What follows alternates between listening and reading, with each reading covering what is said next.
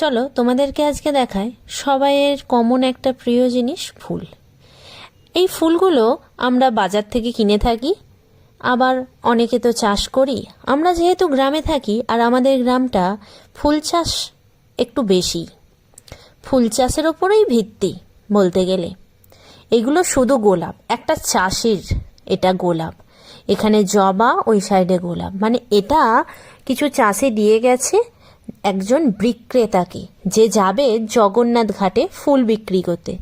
সেটাই আমি তোমাদেরকে এক ঝলক দেখাচ্ছি। একটা ফুল বিক্রেতা যিনি জগন্নাথ ঘাটে যায় তার একটা অংশ।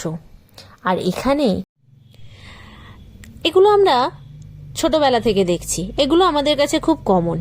একজন মানে চাষি আর একটা চাষিকে দিয়ে আসে। চাষি বলতে যিনি যায় তাকে বিক্রেতাও আমরা বলি, ফুল বিক্রেতা, যে জগন্নাথ ঘাটে ফুলটা বিক্রি করতে যায়। এটা সন্ধেবেলা, এরা যাবে ভোরবেলা।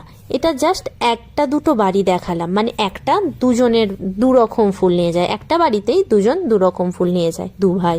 যে রজনী করে, এই রজনীটা কিনে লোককে দিয়ে গাঁথিয়ে নিয়ে যায়। এগুলো সাজানোর কাজে এবং পুজোর কাজেও লাগে।